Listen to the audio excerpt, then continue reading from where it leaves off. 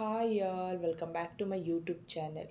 ಇವತ್ತು ನಾನು ಕರ್ಮೀನ್ ಸಾರು ಹೇಗೆ ಮಾಡೋದು ಅಂತ ತೋರಿಸ್ತಾ ಇದ್ದೀನಿ. ಅದರಲ್ಲೂ ನಾನು ಹಸಿಕಾಯಿ ಅಂದರೆ ಅವರೆಕಾಯಿನೂ ಕೂಡ ಆ್ಯಡ್ ಮಾಡ್ತಾ ಇದ್ದೀನಿ. ಸೊ ಈಗ ಸ್ಟಾರ್ಟ್ ಮಾಡೋಣ. ನೋಡಿ, ಮೊದಲಿಗೆ ನಾನಿಲ್ಲಿ ಕರ್ಮೀನ ಡ್ರೈ ರೋಸ್ಟ್ ಮಾಡ್ತಾ ಇದ್ದೀನಿ.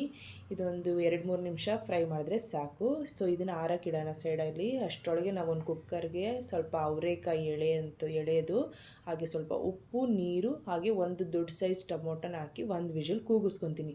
ಅದು ಕೂಗೋ ಅಷ್ಟರಲ್ಲಿ ನಾವಿಲ್ಲಿ ಏನು ಕರ್ಮೀನ ಹುರ್ಕೊಂಡಿದ್ವಲ್ಲ ಅದು ಆರಿರುತ್ತೆ. ಇದನ್ನು ನಾವೀಗ ನೋಡಿ, ನಾನು ಚಾಕು ತೊಗೊಂಡು ಹೇಗೆ ಮೇಲ್ಗಡೆ ಎಲ್ಲ ಸಿಪ್ಪೆ ಥರ ಹಿಂಗೇನು ಬರ್ತಾಯಿದೆ ನೋಡಿ ಅದನ್ನೆಲ್ಲ ಎರಿತಾ ಇದ್ದೀನಿ. ಸೊ ನೀವು ಹಾಗೇ ಇದು ಮಾಡ್ಕೊಳ್ಳಿ.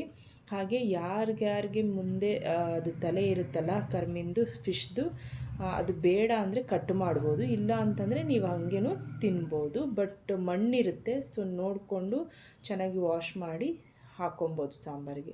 ಸೊ ನಾನಿಲ್ಲಿ ಕಟ್ ಮಾಡ್ತಾಯಿದ್ದೀನಿ, ಅದರದ್ದು ತಲೆಯೆಲ್ಲ ಕಟ್ ಮಾಡ್ತಾಯಿದ್ದೀನಿ. ಸೊ ಈಗ ನೋಡಿ, ಹೀಗೆ ಎಲ್ಲ ಫಿಶ್ನು ನೀವು ಈ ಥರ ಕ್ಲೀನ್ ಮಾಡ್ಕೊಬೇಕು. ಸೊ ಈಗ ನಾವು ಎಲ್ಲ ಕ್ಲೀನ್ ಆಗಿದೆ. ಈಗ ನಾನು ಇದನ್ನು ಸೈಡ್ಗೆ ಇಟ್ಬಿಟ್ಟು ಮಸಾಲೆಗೆ ಏನೇನು ಬೇಕು ಐಟಮ್ ತೋರಿಸ್ತಾ ಇದ್ದೀನಿ, ನೀವು ನೋಡ್ಕೊಳ್ಳಿ. ಮೊದಲು ಸಾಂಬಾರು ಪುಡಿ 2 ಟೇಬಲ್ ಸ್ಪೂನ್ ಆಗೋಷ್ಟು ತೊಗೊಂಡಿದ್ದೀನಿ. ಸ್ವಲ್ಪ ಕೊತ್ತಂಬರಿ ಸೊಪ್ಪು, ಒಂದು ಈರುಳ್ಳಿ, ಹಾಗೆ ಬೆಂದಿರೋ ಅಂತಹ ಅವರೆಕಾಯಿ, ಹಾಗೆ ಹುಣಸೆಹಣ್ಣು, ನಾವೇನು ಬೇಯಿಸ್ಕೊಂಡಿದ್ವಿ ಟೊಮೊಟೊ, ಹಾಗೆ ಸ್ವಲ್ಪ ತೆಂಗಿನಕಾಯಿ. ಇದನ್ನು ನೀರು ಹಾಕ್ಕೊಂಡು ರುಬ್ಕೊಬೇಕು ಮಸಾಲೆ. ಈಗ ಒಂದು ಪಾತ್ರೆಗೆ ನಾವು ಬೇಯಿಸ್ಕೊಂಡಿರೋ ಅವರೆಕಾಯಿನ ನೀರು ಸಮೇತ ಆ್ಯಡ್ ಮಾಡಿ, ಹಾಗೆ ನಾವೇನು ರುಬ್ಕೊಂಡಿದ್ವಲ್ಲ ಮಸಾಲೆ ಅದನ್ನು ಕೂಡ ಹಾಕಿ ಚೆನ್ನಾಗಿ ಕುದಿಸ್ಬೇಕು.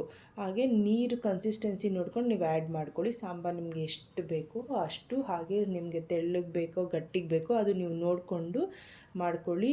ಆಗ ಜಾಸ್ತಿ ಗಟ್ಟಿಗೆ ಮಾಡಬೇಡಿ, ಏಕೆಂತಂದರೆ ಇದು ನಾವು ಮೀನು ಹಾಕಿದ್ಮೇಲೆ ಅದು ಅಲ್ಲದೆ ಕಾಯಿ ಮತ್ತು ಬೇಳೆ ಅವರೆಕಾಯಿ ರುಬ್ಬಿರೋದ್ರಿಂದ ಏನಾಗುತ್ತೆ, ಸಾಂಬಾರು ತುಂಬ ಗಟ್ಟಿಯಾಗುತ್ತೆ. ಇದು ಸ್ವಲ್ಪ ತೆಳ್ಳಗೆ ಇರಲಿ, ಆರ್ತಾ ಸಾಂಬಾರು ಗಟ್ಟಿ ಆಗುತ್ತೆ.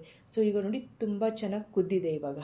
ಈಗ ನಾವೇನು ಮಾಡಬೇಕು, ನಾವೇನು ಹುರ್ಕೊಂಡು ಕ್ಲೀನ್ ಮಾಡಿ ಇಟ್ಕೊಂಡಿದ್ವಲ್ಲ ಕರ್ಮೀನ, ಅದನ್ನು ನಾನು ಚೆನ್ನಾಗಿ ವಾಶ್ ಮಾಡಿ ಕುದಿಯೋ ಟೈಮಲ್ಲಿ ಹಾಕ್ತಾಯಿದ್ದೀನಿ. ಏನಕ್ಕೆ ನಾನು ಲಾಸ್ಟಲ್ಲಿ ಹಾಕ್ತಾಯಿದ್ದೀನಿ ಅಂತಂದರೆ, ಇದನ್ನು ನೀವು ಜಾಸ್ತಿ ಬೇಯಿಸೋ ಆಗಿಲ್ಲ, ಇಲ್ಲಾಂದರೆ ಎಲ್ಲ ಒಂಥರ ಕರ್ಗೋದ ಒಂಥರ ಏನಂತಾರೆ, ಎಲ್ಲ ಸ್ಮ್ಯಾಶ್ ಆಗೋಗ್ಬಿಡುತ್ತೆ. ಸೊ ನೀವೇನು ಮಾಡಬೇಕು, ಲಾಸ್ಟಲ್ಲಿ ಇನ್ನೇನು ಅದನ್ನು ಹಾಕ್ಬಿಟ್ಟು ಒಂದೇ ಒಂದು ಕುದಿ ಬರಿಸಿ ಆಫ್ ಮಾಡಿದ್ರೆ ಸ್ಟವ್ ಸಾಂಬಾರು ರೆಡಿ ಆಗುತ್ತೆ. ಈಗ ಸಾಂಬಾರಿಗೆ ಒಗ್ಗರಣೆಗೆ ನಾನಿಲ್ಲಿ 1 ಸ್ಪೂನ್ ಆಗೋಷ್ಟು ಎಣ್ಣೆ, ಸ್ವಲ್ಪ ಈರುಳ್ಳಿ, ಹಾಗೆ ಸಾಸಿವೆ, ಹಾಗೆ ಕರ್ಬೇವಿನ ಸೊಪ್ಪು, ಇದಿಷ್ಟು ಹಾಕಿ ಸಾಂಬಾರಿಗೆ ಒಗ್ಗರಣೆ ಕೊಡ್ತಾಯಿದ್ದೀನಿ. ನೋಡಿ, ಈಗ ಬಿಸಿ ಸೂಪರ್ ಆ್ಯಂಡ್ ಟೇಸ್ಟಿಯಾಗಿರುವಂತಹ ಕರ್ಮೀನ್ ಸಾರು, ಅದರಲ್ಲೂ ಈ ವೆದರ್ಗೆ ತುಂಬಾ ಚೆನ್ನಾಗಿರುತ್ತೆ. ಸೊ ಎಲ್ಲರೂ ಟ್ರೈ ಮಾಡಿ ಟೇಸ್ಟ್ ಮಾಡಿ ಹೇಗಿತ್ತು ಅಂತ ಕಮೆಂಟ್ ಬಾಕ್ಸಲ್ಲಿ ಕಮೆಂಟ್ ಮಾಡಿ.